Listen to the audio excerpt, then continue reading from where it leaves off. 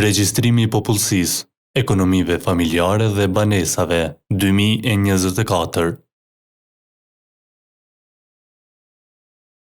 Udhëzues për mbikëqyrës dhe regjistrues për pyetësorin e ekonomisë familjare. Formulari R2.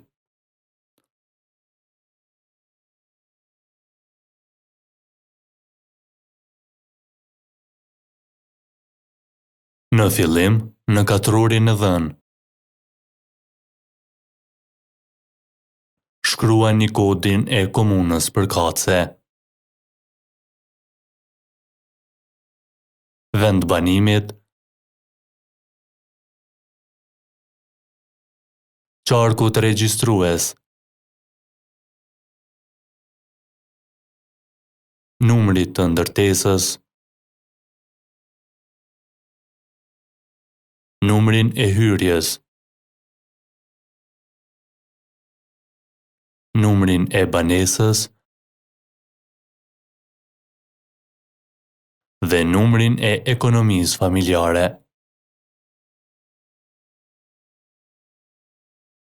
Të dhënat për këto kode i gjeni në legjendën e hartës fizike dhe digjitale të Agjencisë së Statistikave të Kosovës.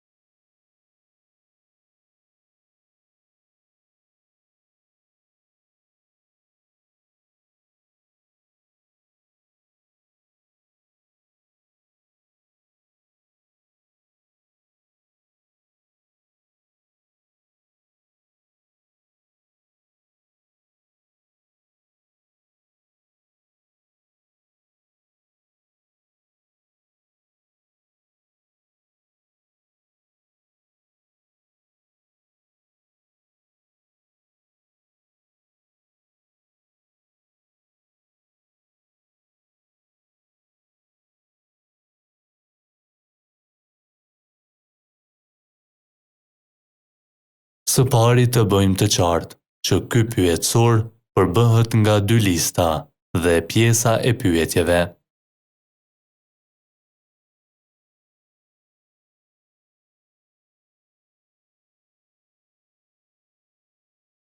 Para se t'i sqarojmë tabelat, le t'i bëjmë të qarta disa nga konceptet kryesore.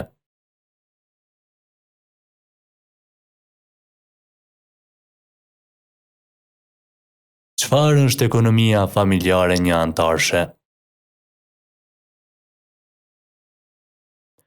Ekonomia familjare një anëtarshe i referohet personit i cili jeton vetëm në një njësi banesore apo i cili banon në një dhomë të ndarë apo dhoma në njësinë e banesës, por i cili nuk bashkohet me asnjë banor të njësisë banesore për të bërë pjesë e një ekonomie familjare shumantarshe. Çfarë është ekonomia familjare shumantarshe?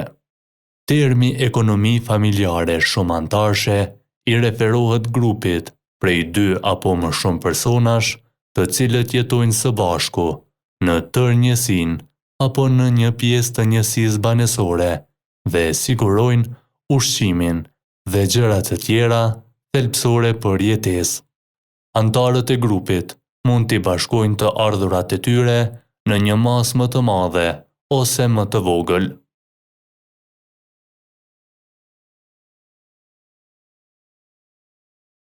Në këtë pyetësor, antarët e ekonomisë familjare shënohen në listën me numër 1. Kush janë antarët e ekonomisë familjare?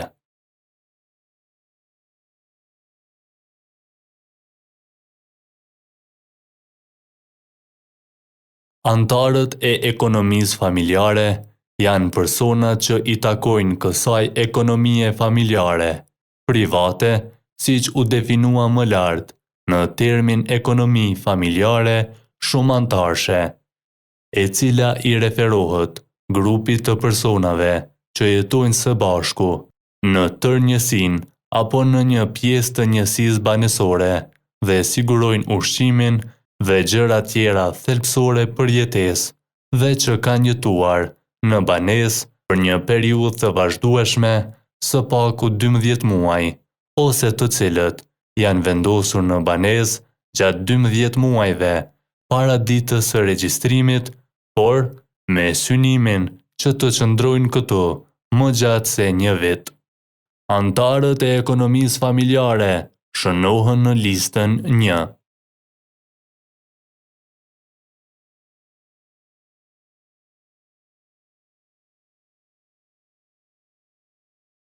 Lista me numër 1 përmban një numër të dhënash për antarët e ekonomisë familjare, të cilat duhet të plotësohen duke ndjekur udhëzimet e mëposhtme.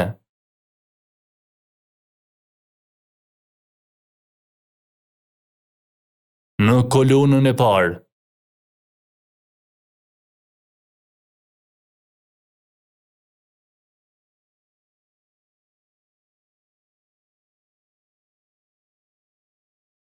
shkruhet emri i personit që është antar në atë ekonomi familjare.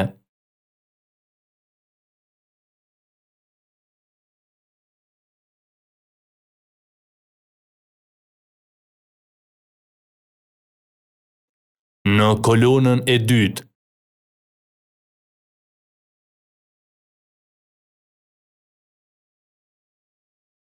mbi emri i atij apo asaj.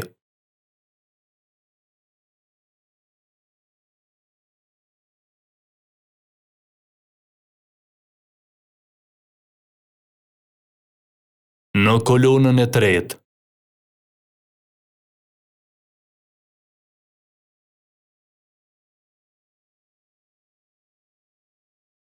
shkruhet emri i njërit prind të antarit.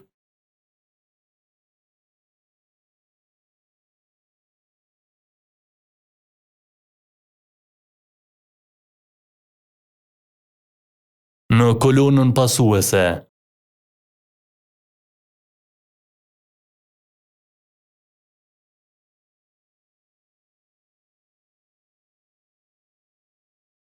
shënoni gjininë biologjike të antarit.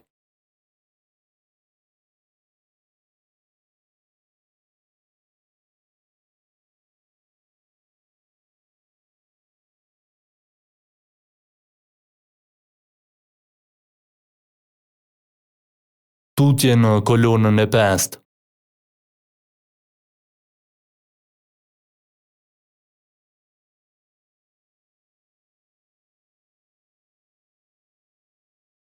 duhet të shënoni të dhënat për datëlindjen e antarit të ekonomisë familjare që po e regjistroni, duke ndjekur renditjen, data, muaji dhe viti i lindjes.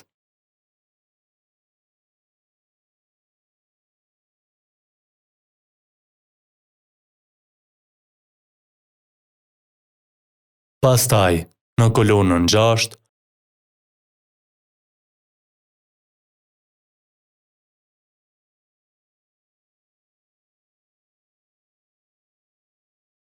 shënoni numrin personal të antarit të ekonomisë familjare.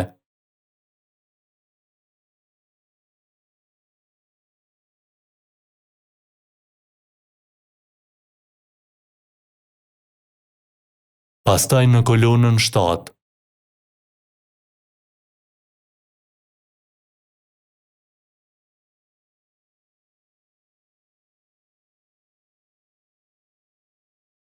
Shënoni raporti i kryefamiljarit ose kryefamiljarës me antarin, duke shtuar pastaj në kolonën 7A.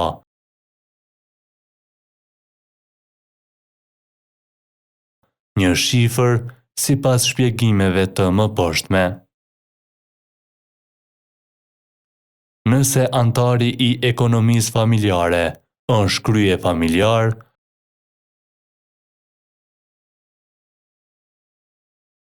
shënoni shifrën 01.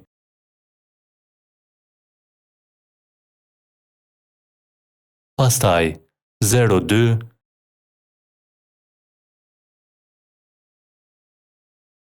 për burr ose grua me kuror.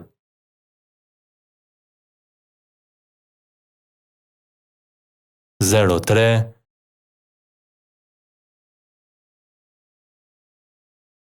për burr ose grua pa kuror.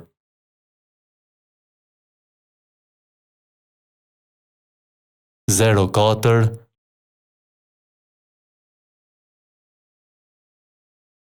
për partner ose partnere.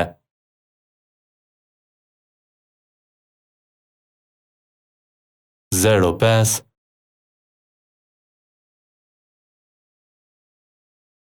për djalë apo vajzë.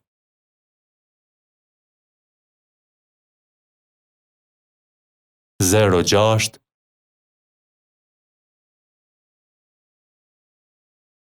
për dhëndër apo re.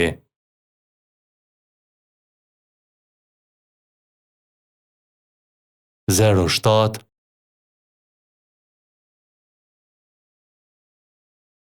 për baba apo nën.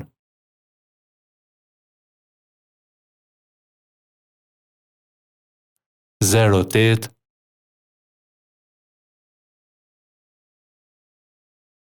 për vjerrin apo vjerrën.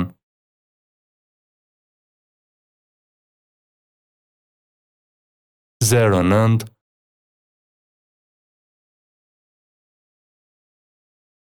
për vëllain apo motrën.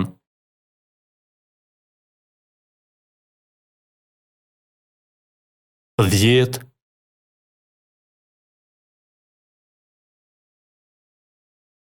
për nipin apo mbesën.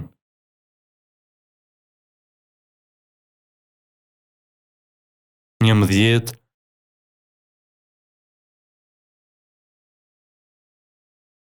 për të afërm të tjerë, siç janë gjyshi, gjyshja, xhaxhai, daja, halla, tezja, kunati, kunata, ballyska e të tjera, të kryefamiljarit të ekonomisë familjare.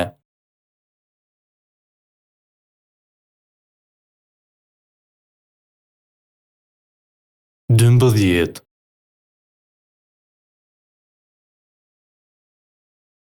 për lidhje tjetër, si ortak, ortake, njerëk, njerëk, thjeshtër, thjeshtra.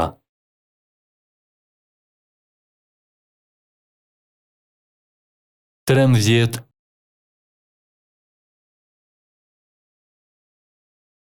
për jo të afërm. 8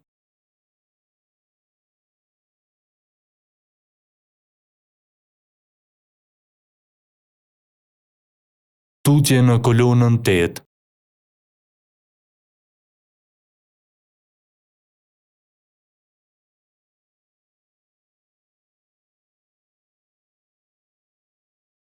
Duhet të shkruani numrin rëndor të familjes.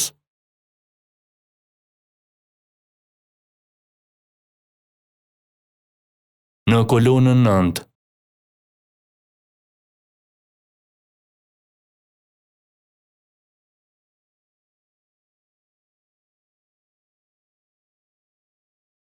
Duhet të shënohet statusi familjar i antarit të ekonomisë familjare që po e regjistroni.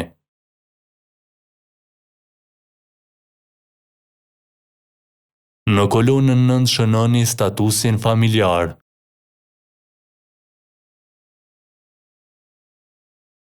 Ndërsa në kolonën 9A, shifra sipas kësaj rënditje.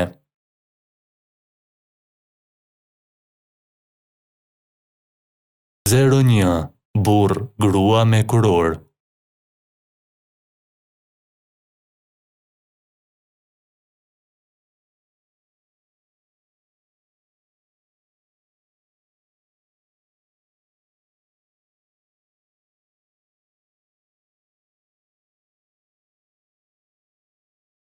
02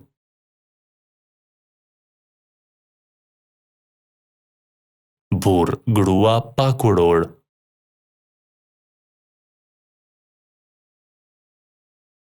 03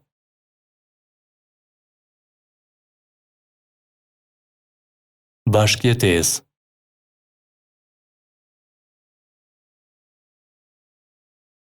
04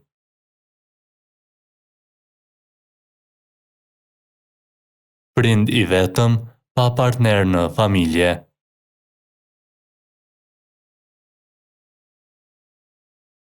05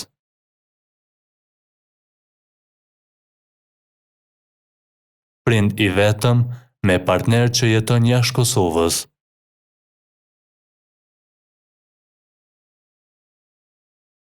06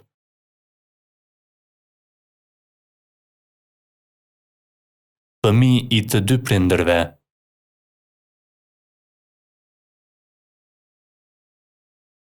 07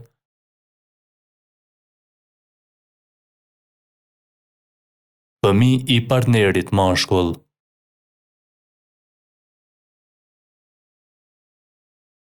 08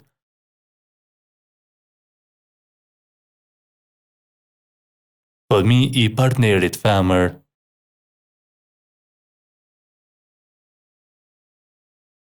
09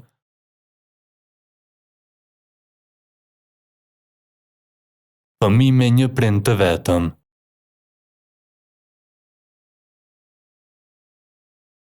10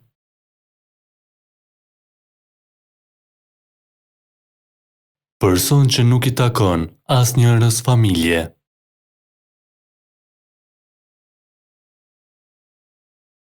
Mëtej, në listë numër 1, duhet të plotësohet kolona numër 10.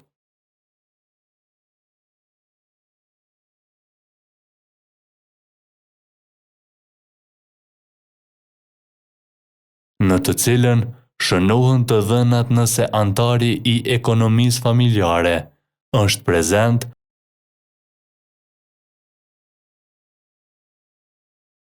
apo mungon gjatë plotësimit të pyetësorit.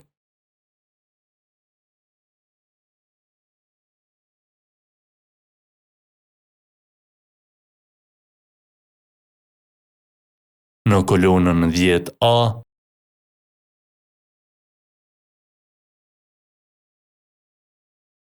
plotësoni katërorin me të dhënat, për arsyet e mungesës së antarit të ekonomisë familjare gjatë realizimit të pyetësorit, si në vijim.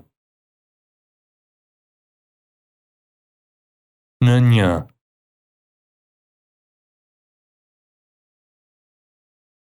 Punësimi.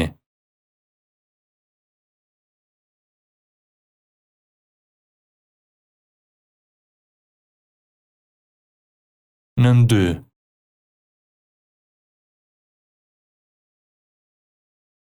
Shkollimi.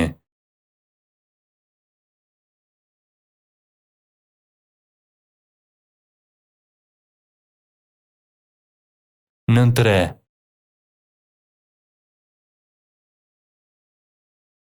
Familjare.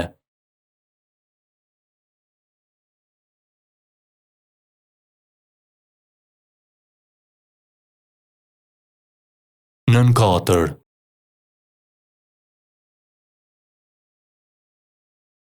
Shëndetësore.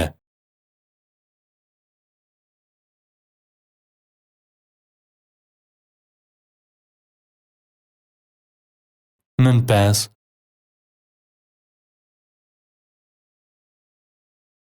Të tjera.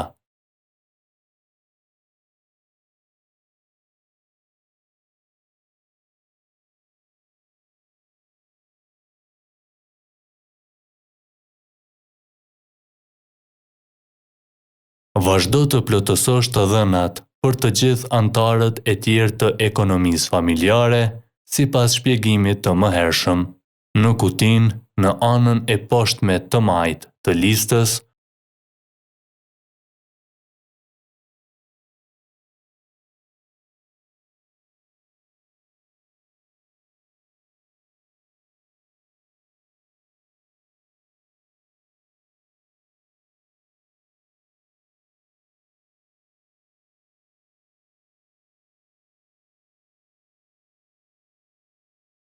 shkruaj të dhënat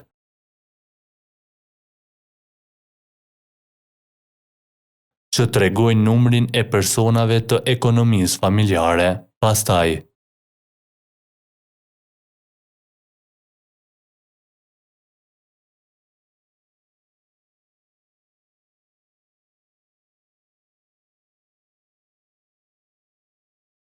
duke ju referuar kolonës për gjinin biologjike,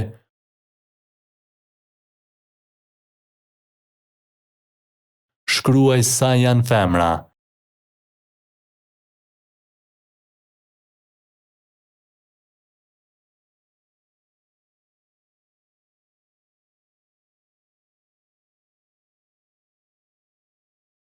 dhe sa meshkuj në atë ekonomi familjare.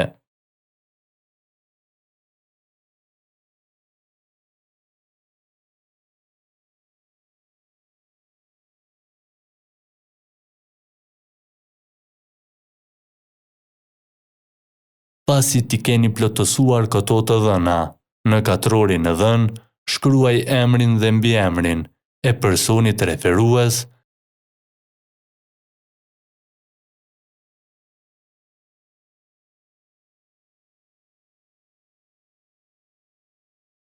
dhe nënshkrimin e tij ose saj.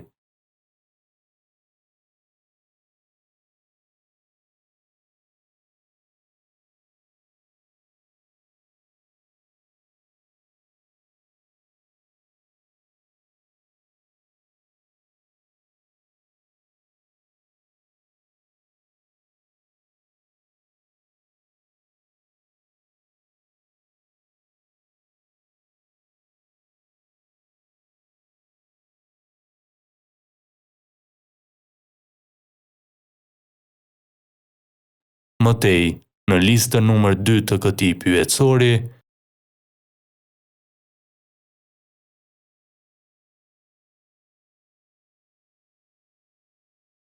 ju duhet të shënoni të dhënat për personat që janë përkohësisht të pranishëm në ditën e regjistrimit, por të cilët jetojnë diku tjetër.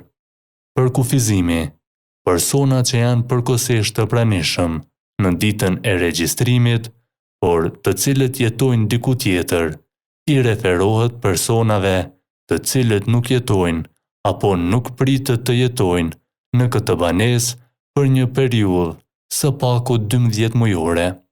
Në krye të kësaj liste, duhet të përgjigjeni në pyetjen: a ka vizitor në ekonominë familjare? Nëse zgjidhni opsionin jo,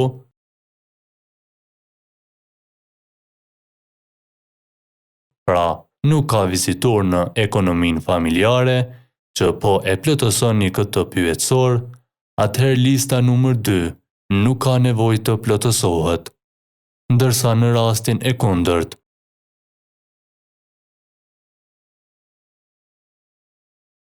duhet të ndiqen këta hapa.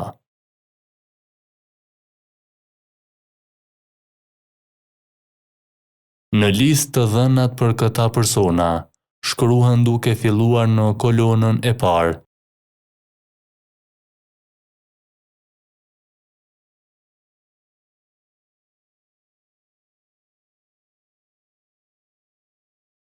Me emrin,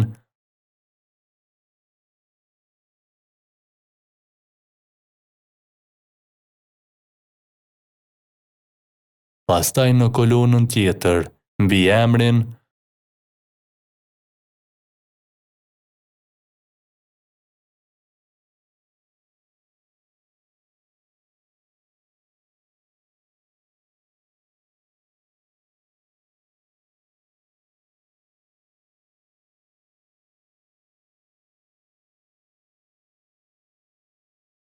Në kolonën e tretë,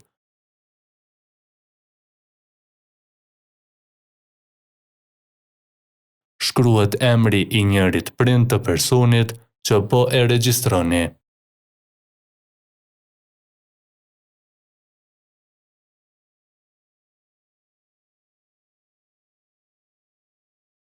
Tutje në kolonën 4.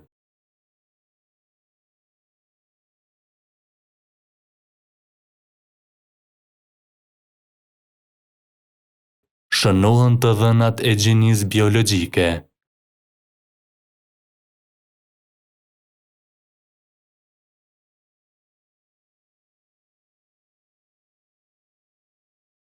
Ndërsa në të pestën,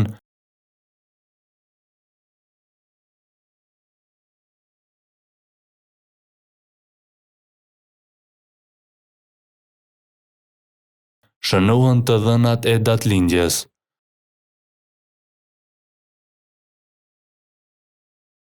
Duke shkruar së pari datën, pastaj muajin,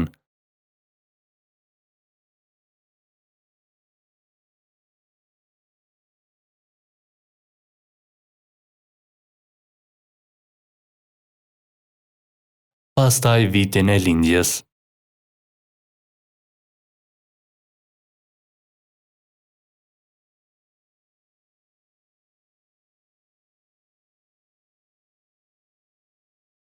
Më tej,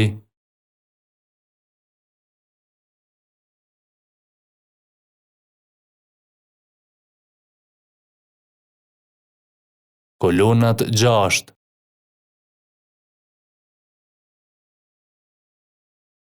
7,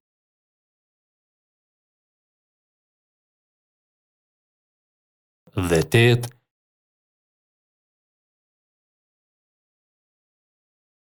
janë të dhënat për vendbanimin e zakonshëm të personit që po e regjistroni.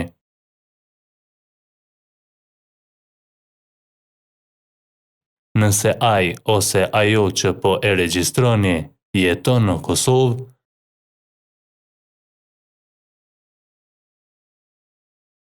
në kolonën 6 shënoni komunën.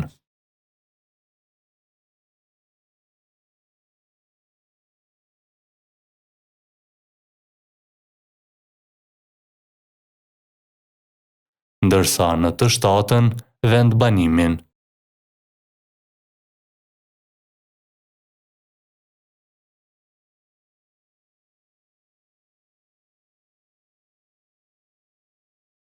Nëse personi që po e regjistroni jeton jashtë Kosovës,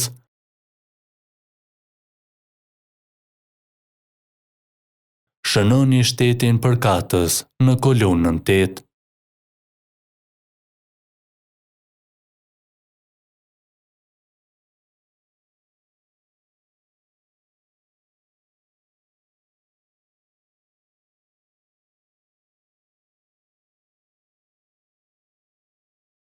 Në kolonën 9 dhe të fundit në këtë listë,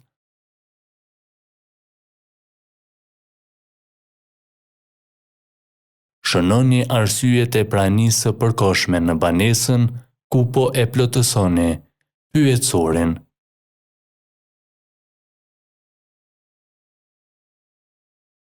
Duke zgjedhur opsionet.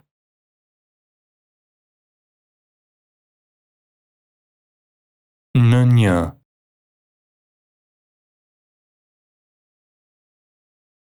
Punësimi.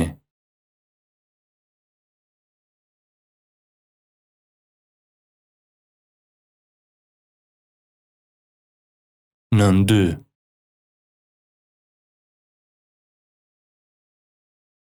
Shkollimi.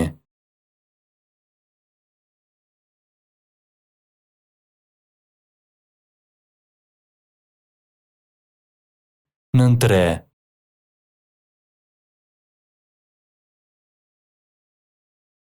Familjare.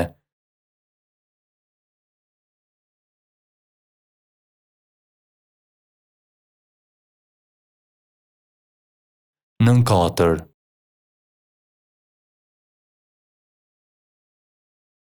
shëndetësore.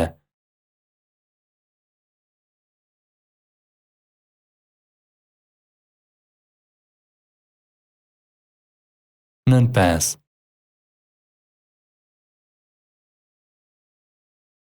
Të tjera.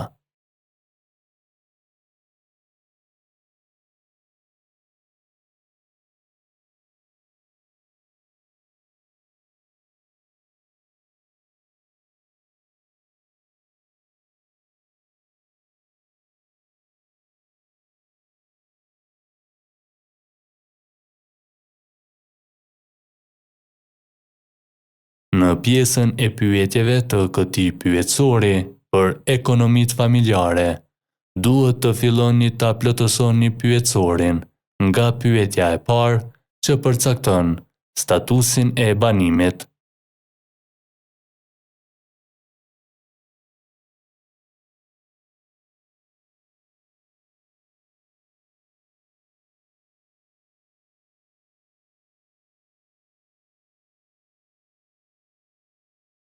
Në varësi nga përgjigjja e respondentit, në kutinë përkatëse vendosni shenjën tik për opsionet.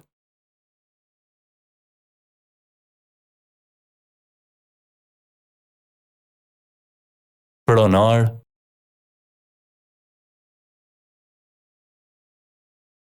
me qira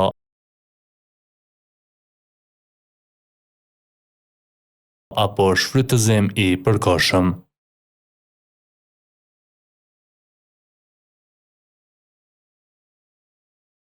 Në pyetjen e dytë,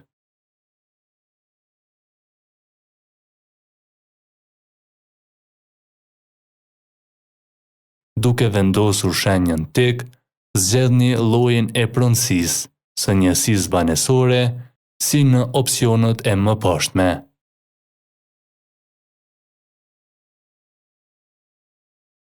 Pronësi private.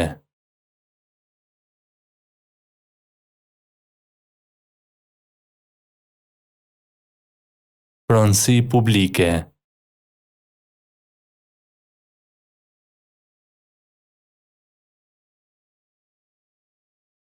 Bashkëpronësi.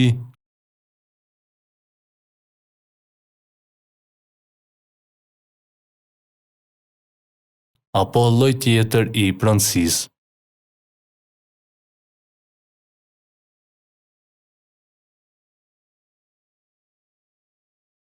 Nëse keni zgjedhur opsionin pronësi publike, apo opsionin lloj tjetër i pronësisë, kaloni në plotësimin e pyetjes së tretë.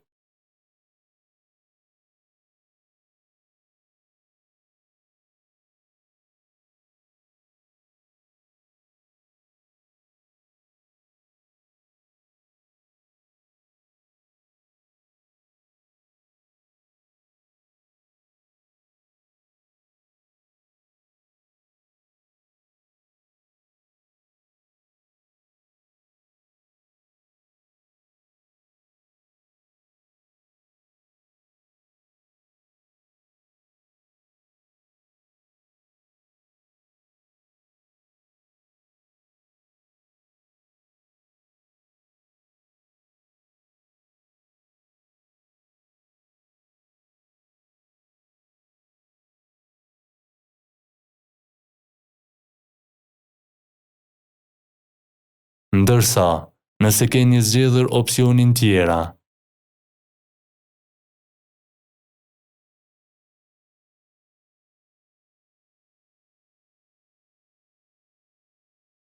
vazhdoni me pyetjen 2A.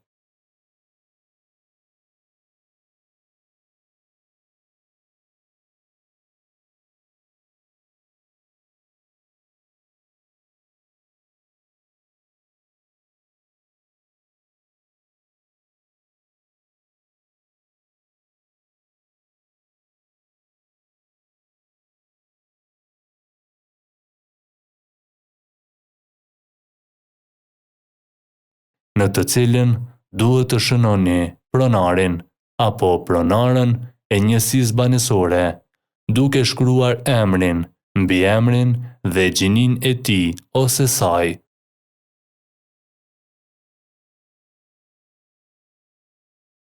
Në rast se këto të dhëna mungojnë, zgjidhni opsionin "Nuk e di".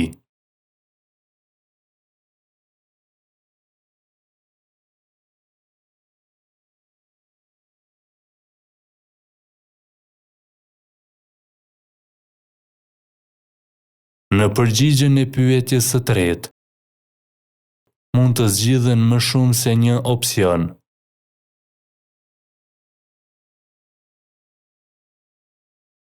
Në këtë përgjigje, shënohen të dhënat për pajisjet që i posedon ekonomia familjare, duke vendosur numrin 1 për përgjigjen po në katrorin përkatës.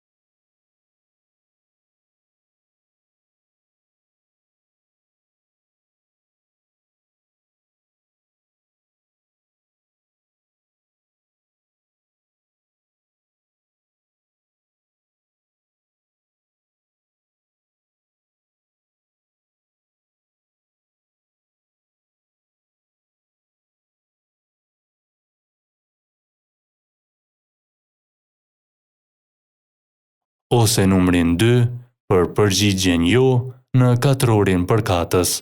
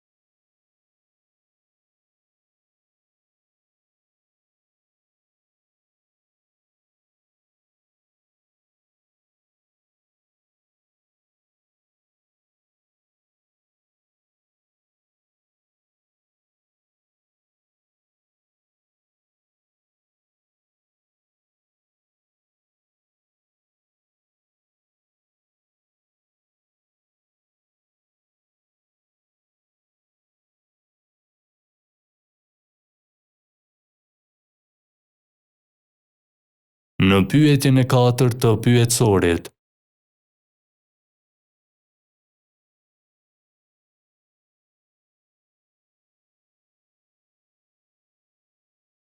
për ekonomitë familjare, duhet të plotësoni opsionin po ose jo.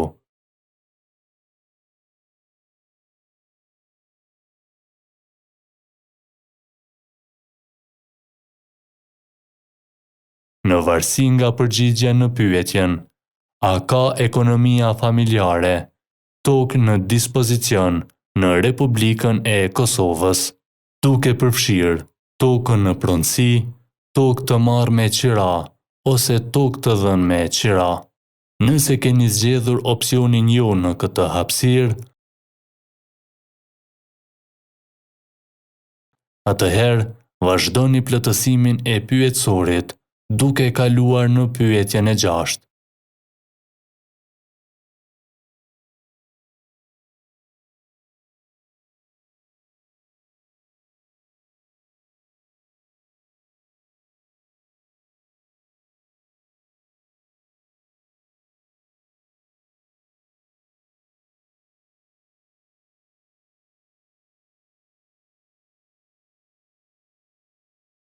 Nëse keni zgjedhur opsionin po në këtë pyetje,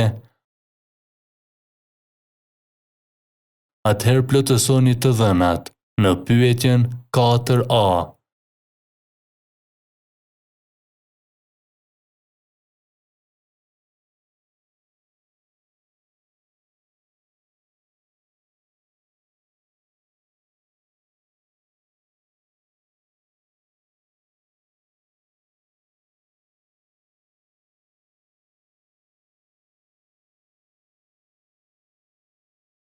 Dhe në kutin përkatëse, fillimisht shënoni të dhënat për tokën në dispozicion të ekonomisë familjare në njësinë matëse, hektar dhe ari.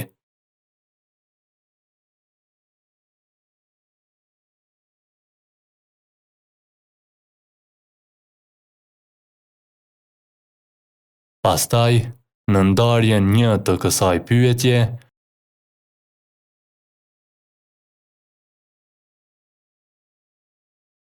shënoni sipërfaqen e tokës bujqësore.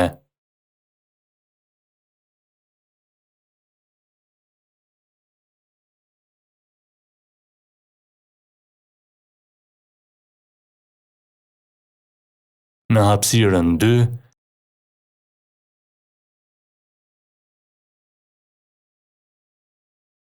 sipërfaqen e tokës me pyje.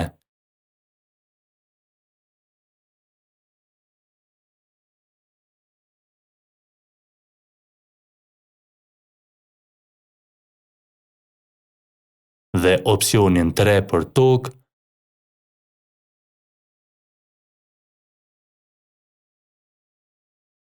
të lloji tjetër si truall apo të ngjashme.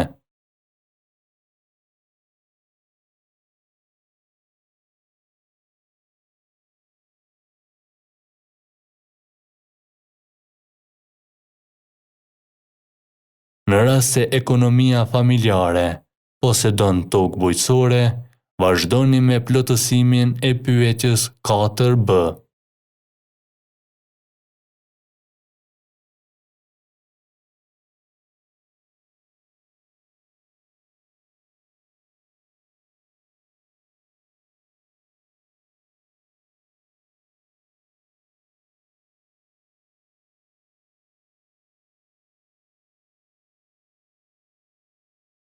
Në përgjigjen e secilës, duke vendosur shenjën tik, shënoni nëse ajo tokë bujqësore shfrytëzohet apo jo.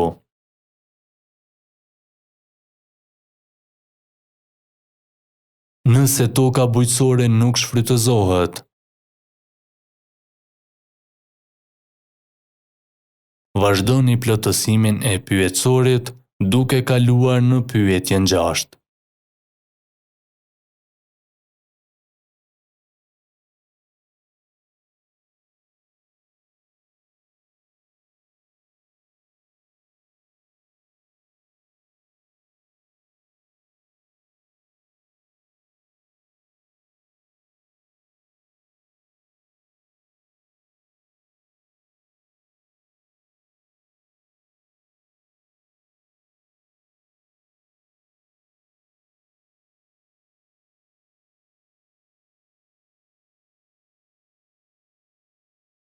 Nëse toka bujqësore shfrytëzohet,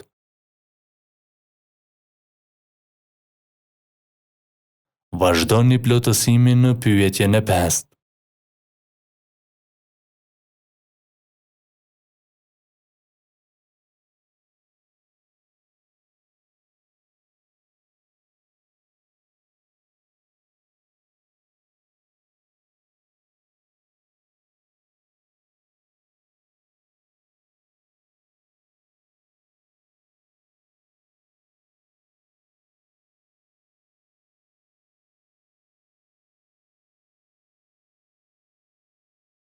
Në këtë pyetje, fillimisht plotësoni të dhënat për sipërfaqen e përgjithshme e shfrytëzuar nga ekonomia familjare si tokë bujqësore.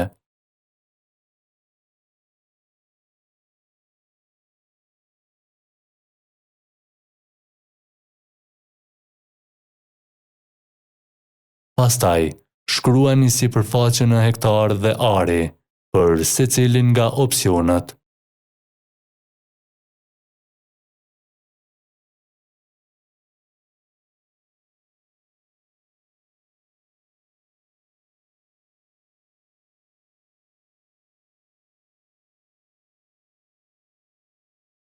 Sipërfaqja e tokës së punueshme, ara.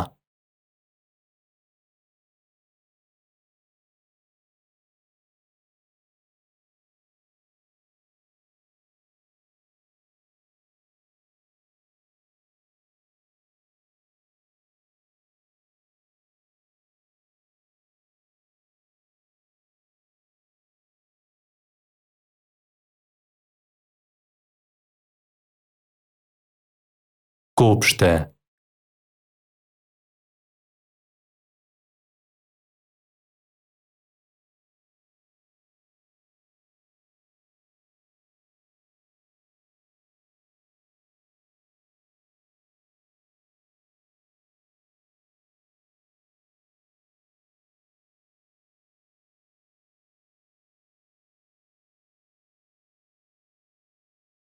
Pemishte.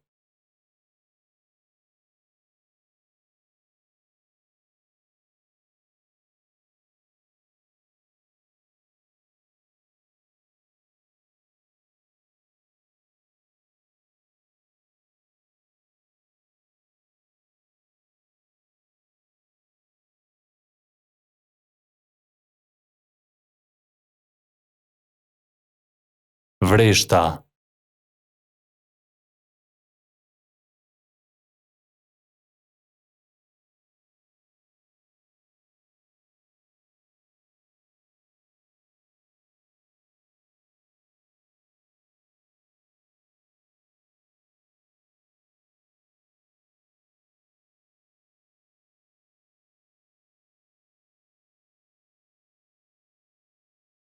Fidanishte.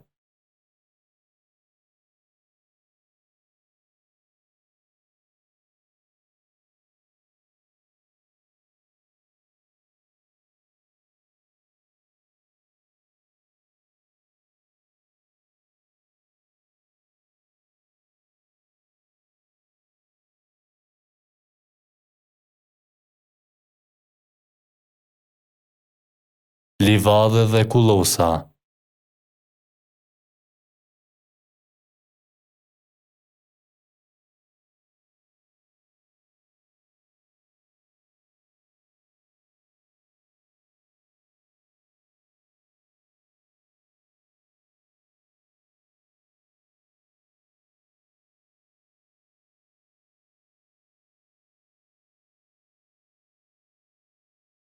Sipërfaqja e kultivuar me kërpudha.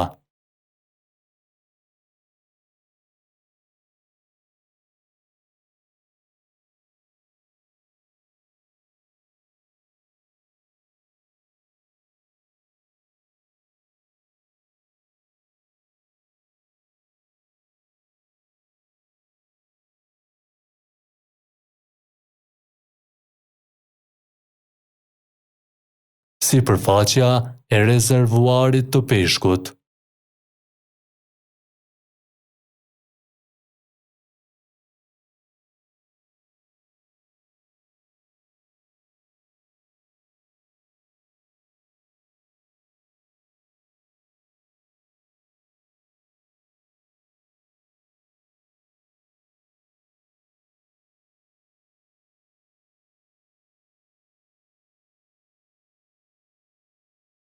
Vazhdoni me pyetjen e 6.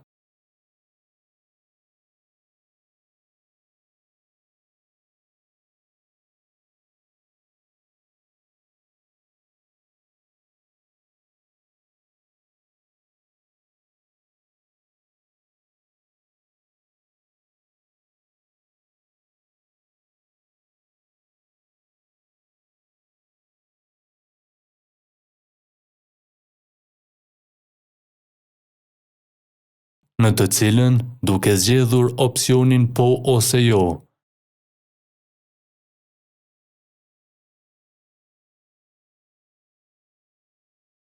plotësoni të dhënat e pyetjes. A mban ekonomia familjare bagëti, shpenzë ose blet?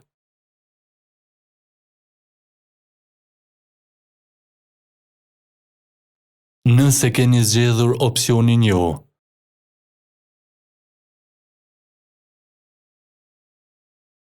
vazhdoni plotësimin e pyetësorit duke kaluar në pyetjen e 8.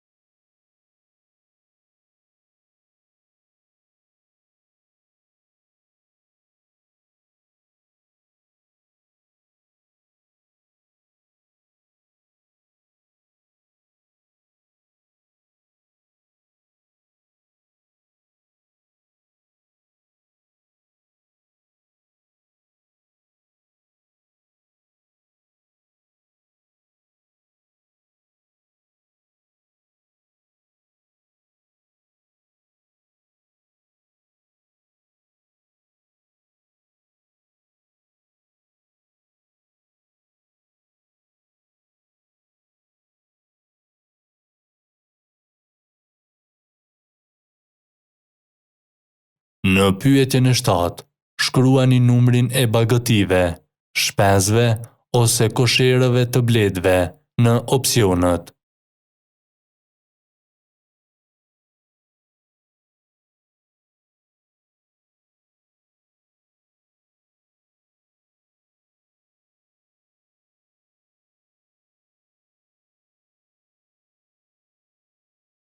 Gjithse i gjedhe.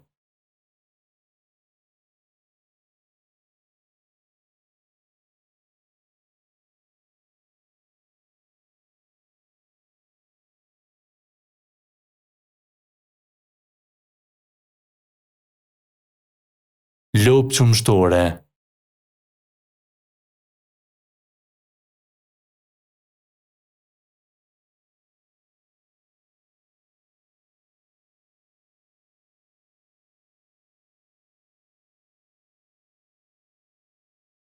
Dele që ka pjell, përfshirë edhe ato të mbarsuara për herë të parë.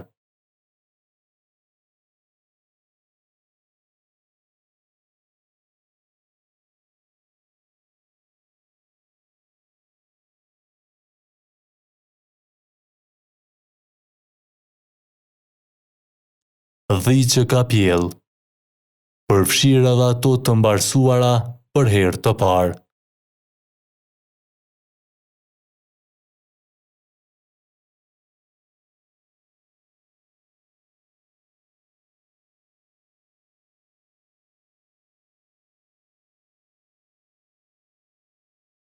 Gjithse i dera.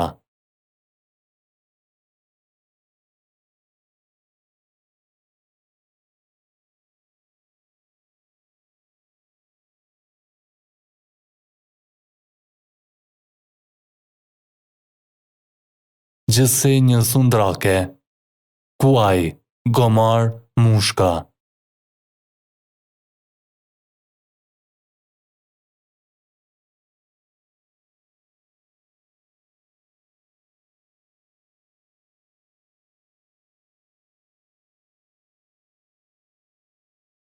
Gjithse i shpenzë, pula, zogj, biba, pata e të tjera.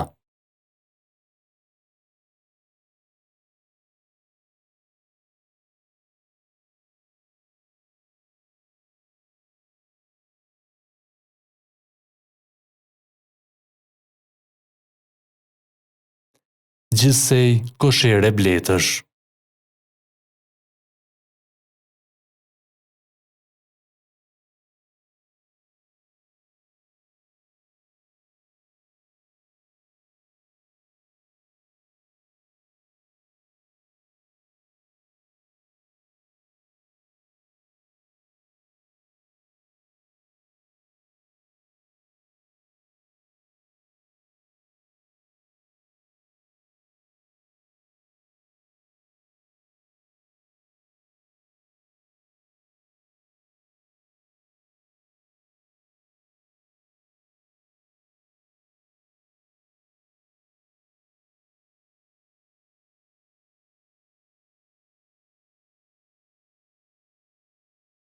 Në përgjigje në pyetjen e 8, vendosni shenjën tik në opsionet po ose jo.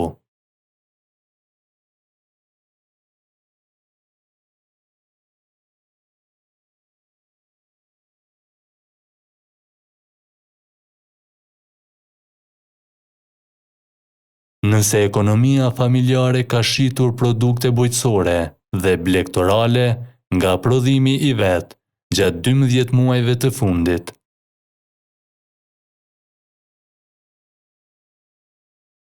Mbani në mend,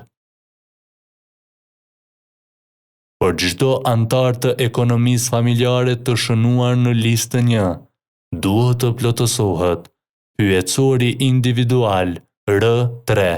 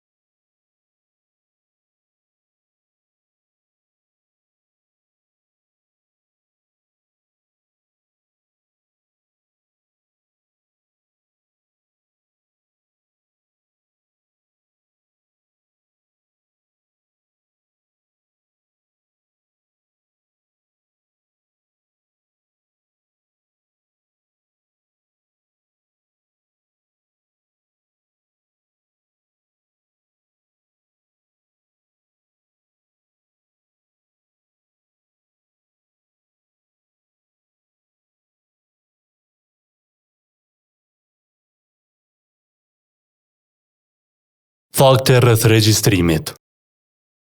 Agjencia e Statistikave të Kosovës, më 5 prill deri më 17 maj 2024, do të realizojë regjistrimin e popullsisë, ekonomive familjare dhe banesave.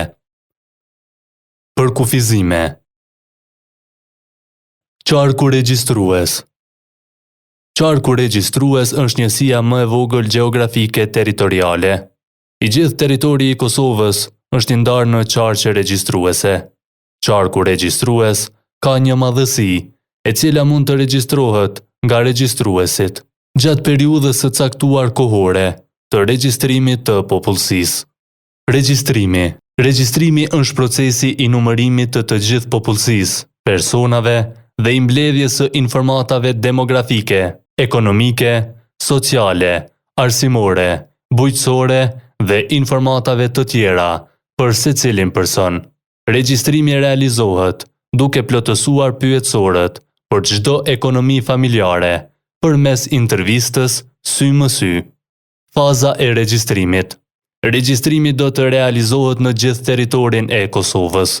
Do të fillojë më 5 prill në orën 8 paradite dhe do të përfundojë më 17 maj 2024 në orën 20. Dita e regjistrimit, momenti kritik. Dita e regjistrimit, momenti kritik, është mesnata ndërmjet 4 prillit 2024 dhe 5 prillit 2024. Të gjitha informatat e mbledhura i referohen këtij momenti. Momenti kritik paraqet një moment vendimtar për të përcaktuar nëse një person duhet ose nuk duhet të përfshihet me regjistrim. Fëmijët që lindin pas këtij momenti nuk regjistrohen, ndërsa personat që vdesin pas këtij momenti regjistrohen. Njësitë që duhet të regjistrohen. Gjatë regjistrimit të popullsisë dhe banesave, duhet të regjistrohen disa njësi. Nga ju, do të kërkohet t'i regjistroni si vijon. Në 1. Kuartet e banimit kolektiv, banesa kolektive. Në 2. Ekonomit familjare, institucionale kolektive. Në 3. Antarët e ekonomisë institucionale kolektive, të pranishëm brenda kuartit të banimit kolektiv. Në 4. Personat me vend banim të zakonshëm në kuartin e banimit kolektiv, por që mungojnë përkohësisht nga institucioni kolektiv, më pak se 12 muaj. Në 5. Ekonomit familjare private, të zakonshme dhe antarët e tyre të cilët jetojnë brenda kuarteve kolektive. Në 6. Personat të cilët janë përkohësisht të pranishëm në një ekonomi familjare private, e cila gjendet brenda kuartit të banimit kolektiv. Në 7. Banesat e zakonshme të banuara, të cilat gjenden brenda kuarteve të banimit kolektiv. Kuarti i banimit kolektiv, banesë kolektive, është një ndërtesë apo disa ndërtesa të projektuara për banim nga një grup i individëve apo nga ekonomi familjare kolektive dhe e cila shfrytëzohet si vend banim i zakonshëm, së paku nga një person në kohën e regjistrimit të popullsisë. Ekonomia familjare institucionale kolektive. Ekonomia institucionale përfshin personat të cilët ka nevojë për streh dhe ekzistencë, e cila ju sigurohet nga një institucion.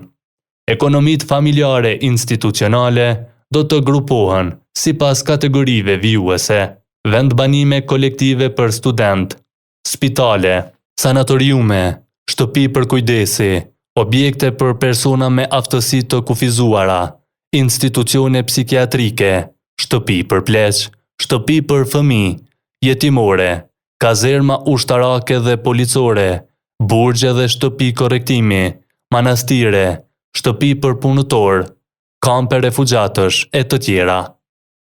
Ekonomia familjare private. Ekonomia familjare private, nëse ka brenda kuartit të banimit kolektiv, regjistrohet sipas udhëzuesit për regjistrues. Kuartët e banimit kolektiv përfshin: nën A, hotelet, shtëpitë dhe banesat e tjera për banim kolektiv, nën B, institucionet dhe nën C, kampet.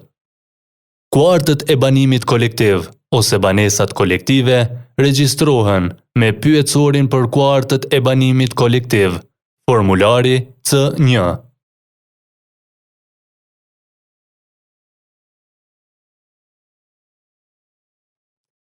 Ekonomia familjare institucionale kolektive regjistrohet me pyetësorin për ekonomi familjare institucionale kolektive, formulari C2.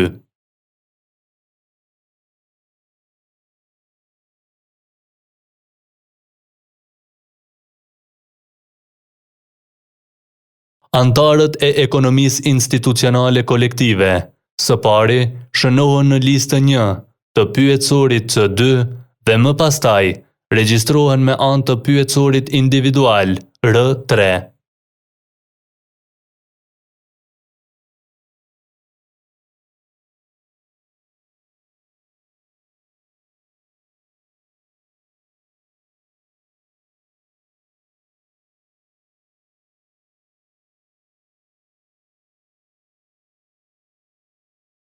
Personat përkohësisht të pranishëm në institucione kolektive shënohen në listën 2 të pyetësorit C2.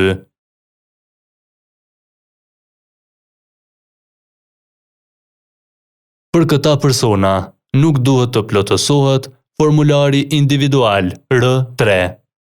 Ekonomit familjare private, nëse ka brenda kuarteve kolektive, regjistrohen me formularin për ekonomi familjare R2, si dhe plotësohet pyetësori R1, R3 dhe R4. Antarët e ekonomive familjare private, nëse ka në kuartet kolektive, së pari shënohen në listën 1 të formularit R2 dhe pastaj vazhdohet me plotësimin e pyetësorit individual R3. Personat përkohësisht të pranishëm në ekonomi familjare private shënohen në listën 2 të formularit R2. Për këta persona, nuk plotësohet formulari individual R3.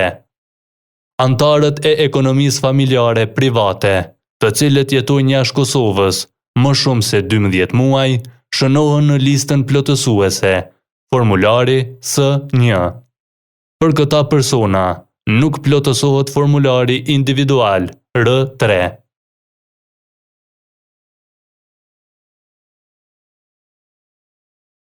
Banesat private, të cilat gjenden në hapësirat e kuarteve kolektive, nëse e plotësojnë definicionin për banesë të zakonshme të banuar, regjistrohen me pyetësorin për banesa, formulari R1.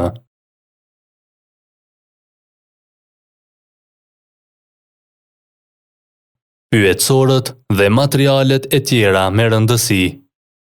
Pyetësorët e regjistrimit të popullsisë për banesa kolektive janë: pyetësori për kuartet e banimit kolektiv, formulari C1.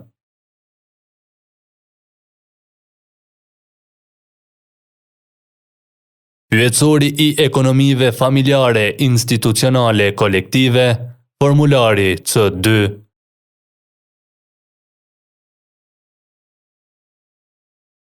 Dhe pyetësori individual, formulari R3.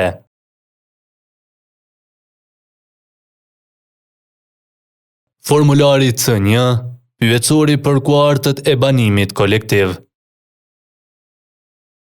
Ky pyetësor C1 përdoret për regjistrimin e kuarteve të banimit kolektiv, si dhe për të identifikuar natyrën dhe funksionet e kuartit të banimit kolektiv dhe për të parë pranin potenciale të ekonomive familjare, institucionale e private. Formulari C2. Ky pyetësor përdoret për regjistrimin e ekonomive familjare, institucionale kolektive. Formulari C2 përbëhet nga lista 1 për antarët e ekonomisë institucionale kolektive, për të cilët plotësohet pyetësori individual R3, dhe lista 2 për persona të cilët nuk jetojnë apo nuk pritet të jetojnë në banesë për një periudhë prej së paku 12 muajsh, për të cilët nuk plotësohet pyetësori individual R3. Formulari R3, pyetësori individual. Ky pyetësor përdoret për mbledhjen e informatave për çdo person, banor të zakonshëm në një ekonomi familjare institucionale, kolektive apo private. Përmes pyetësorit mblidhen të dhënat për karakteristikat demografike, arsimore, sociale, ekonomike e të tjera. Për secilin person të përfshirë në listën 1 të formularit C2. Formulari R2, pyetësori i ekonomive familjare. Ky pyetësor përdoret për të regjistruar ekonomitë familjare private.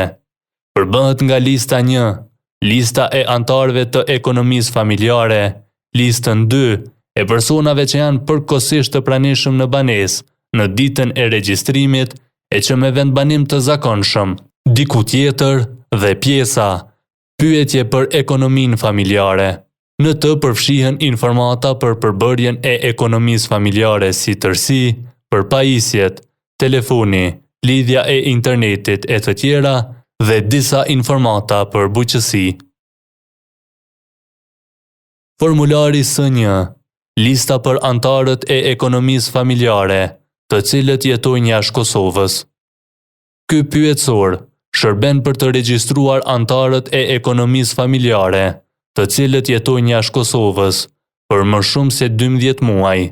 Shi paragrafin 4.6 të udhëzuesit për regjistrues. Formulari R1, pyetësori për banesë. Ky pyetësor përdoret për regjistrimin e të gjitha njësive banesore, përkatësisht nën A, të gjitha banesat e zakonshme, nën B, të gjitha njësitë e tjera banesore që përdoren për banim të zakonshëm të një ose më shumë personave gjatë kohës së regjistrimit.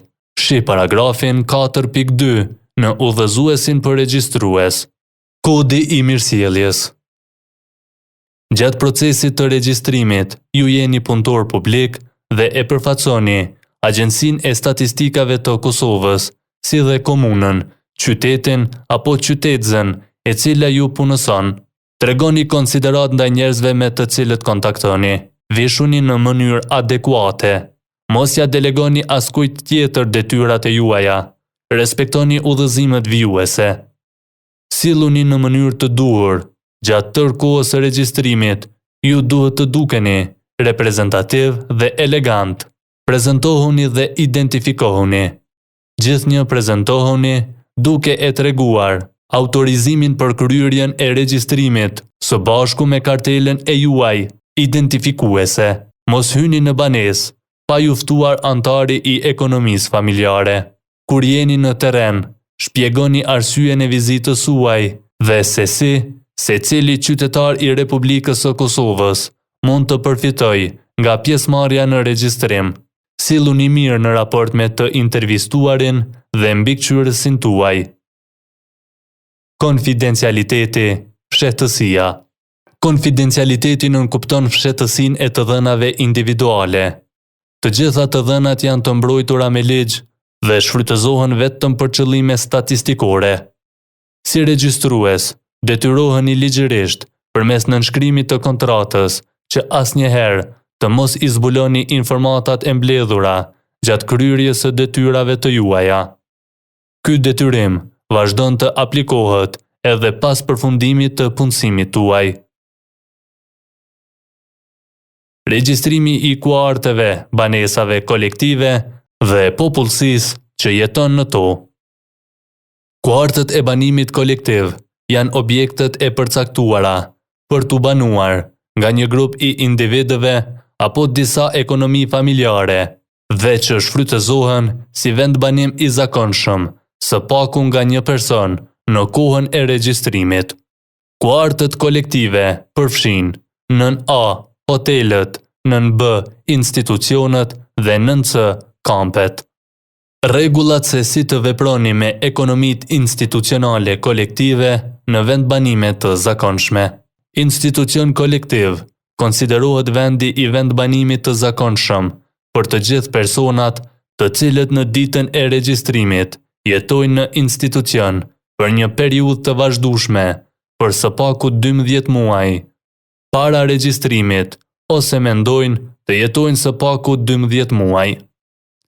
Personat që zakonisht janë antar të ekonomive familjare private, por të cilët janë duke jetuar në institucion, për shembull, të burgosurit, pleqt që jetojnë në shtëpi kujdesi e të tjerë, konsiderohen antar të ekonomisë institucionale nëse mungojnë ose pritet të mungojnë nga ekonomia e tyre familjare e zakonshme më tepër se një vit.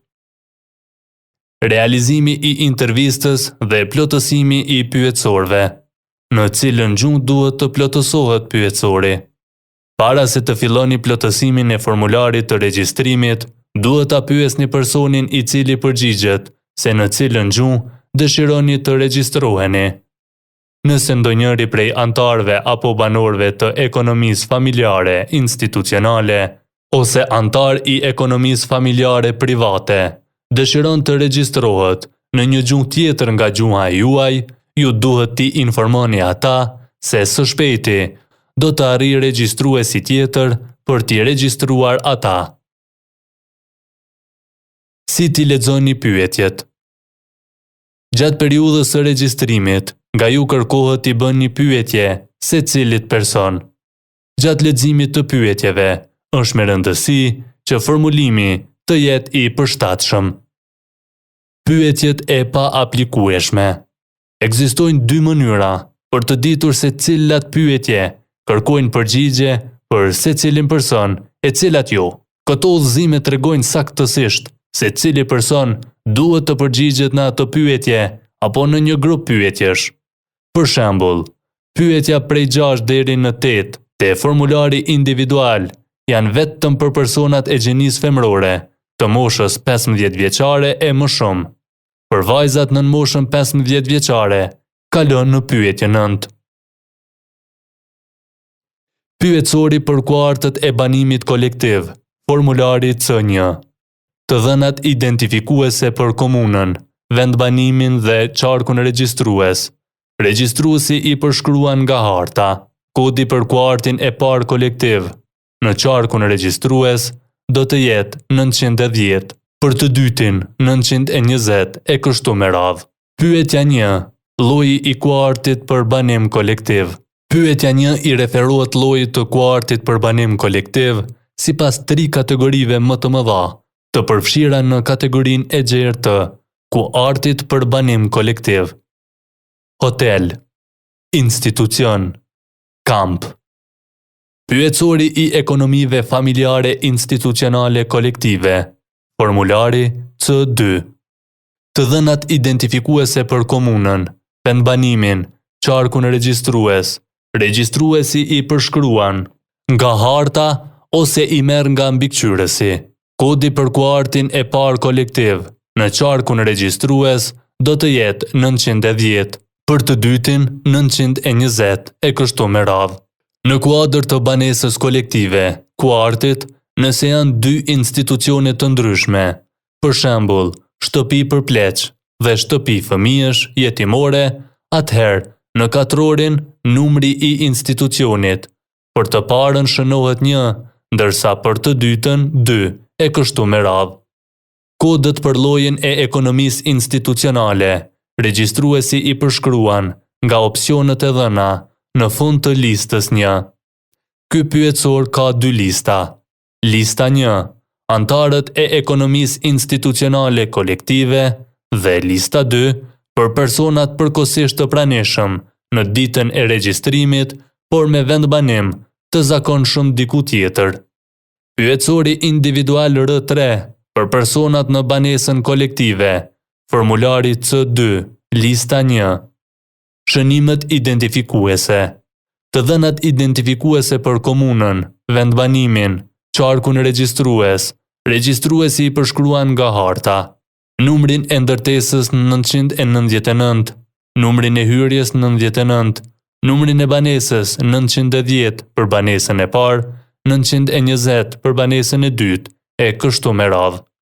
Numri i ekonomisë familjare kolektive, institucionale, plotësohet duke filluar nga numri 1, 2 e të tjerë brenda qarkut regjistrues. Numri i personit përshkruhet nga numri rëndor i listës 1, të pyetësorit C2. Nëse keni të dhëna në listën 1 të formularit C2, ju duhet të plotësoni pyetësorin individual R3 sipas rënditjes së emrave në listë. Pyetja 1. Emri dhe mbiemri. Këtu ju duhet t'i plotësoni 1 nga 1 emrat e njëjtë si në listën 1 të pyetësorit R2. Lista për antarët e ekonomisë familjare, të cilët jetojnë jashtë Kosovës, pyetësori S1. Të dhënat për antarët e ekonomisë familjare, të cilët jetojnë jashtë Kosovës, formulari S1, plotësohet pasi të jenë plotësuar të dhënat për ekonominë familjare rezidente, formulari R1, formulari R2, formulari R3. Në listën për antarët e ekonomisë familjare, S1, regjistrohen personat e ekonomisë familjare, të cilët jetojnë jashtë vendit për një periudhë kohore, prej 1 viti ose më shumë, ose pritet që të jetojnë jashtë Kosovës për 1 vjet ose më shumë. Po ashtu, edhe personat e lindur jashtë Kosovës, që i përkasin kësaj ekonomie familjare.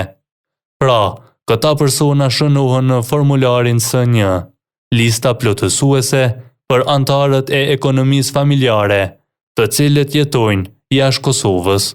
Për këta persona, të cilët jetojnë jashtë vendit, të dhënat mund t'i japin antarët e ekonomisë familjare. Të dhënat për gratë e martuara të cilat jetojnë jashtë vendit, i japin antarët e ekonomisë familjare të burrit. Në listën për antarët e ekonomisë familjare S1, duhet të shënohen të gjithë personat që janë jashtë vendit. Shembull, nëse keni 2 familje të cilat jetojnë në 2 shtete të ndryshme, shënon familjen e parë me të gjithë antarët, si dhe statusin familjar për familjen e parë. Pastaj vazhdon me familjen e dytë dhe shënon statusin familjar për familjen e dytë. Familja 1. Një familje e cila përbëhet prej burrit, gruas së tij, djalit dhe vajzës së tij, si dhe antarët e tjerë të ekonomisë familjare, të cilët jetojnë së bashku. Të shënohet statusi familjar i këtyre personave, ku vendi i zakonshëm i tyre është për shembull Gjermania, si dhe të dhënat të cilat kërkohen në formularin S1. Pastaj vazhdoni me familja 2, e cila përbëhet prej burrit, gruas së tij dhe 2 djemve, të cilët jetojnë së bashku në Zvicër. Të shënohet statusi familjar i këtyre personave, ku vendi i zakonshëm i tyre është Zvicra, si dhe statusi familjar në mes të këtyre antarëve të familjes, si dhe të dhënat, të cilat kërkohen në formularin S1. Metoda e grumbullimit të dhënave për diasporën. Gjatë regjistrimit të popullsisë në prill të 2024-s, Kosova përballet me detyrën e ndërlikuar të regjistrimit të saktë të popullsisë së diasporës, ku përveç përkufizimeve e koncepteve, sfidë madhore paraqet metoda e grumbullimit të dhënave dhe është veçanërisht sfiduese për shkak të natyrës së shpërndarjes së diasporës dhe mungesës së antarëve të drejtë për drejtë të familjeve të tyre që mund të ofrojnë të dhënat gjithëpërfshirëse. Për të adresuar këtë sfidë, regjistrimi do të përdorë 2 metoda të grumbullimit. Në 1, regjistrimi ballë për ballë dhe në 2, regjistrimin online. Regjistrimi ballë për ballë. Kjo metodë do të aplikohet vetëm në Kosovë, kufi shtetëror. Nëse një antar i diasporës do të jetë prezent në Kosovë, gjatë kohës sa zgjat regjistrimi, ajo do t'i jep të dhënat për veten e tij dhe antarët tjerë të familjes. Nëse të dhënat do të merren nga antarët e ekonomive familjare në Kosovë, por që japin të dhëna për diasporën, është rekomandimi i qartë që regjistruesi duhet t'i njoftojë respondentët, duke insistuar që ta bëjnë atë regjistrim online, ose në të kundërtën duhet të ketë një pëlqim, autorizim nga antarët e diasporës për t'i dhënë të dhënat. Regjistrimi online. Në anën tjetër, regjistrimi online ofron lehtësi për antarët e diasporës, veçanërisht ata që banojnë në vende të largëta, duke i lejuar ata të marrin pjesë nga kudo me akses në internet.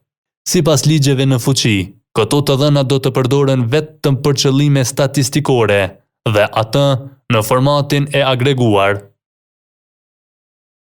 Zbatimi i metodave të regjistrimit ballë për ballë dhe online synon të sigurojë mbulim gjithëpërfshirës të popullsisë së diasporës gjatë regjistrimit, ndërsa secila metodë ofron avantazhe dhe sfida të dallueshme. Aplikimi i tyre i kombinuar kërkon të zbusë dyfishimin dhe të rrisë saktësinë e mbledhjes së të dhënave.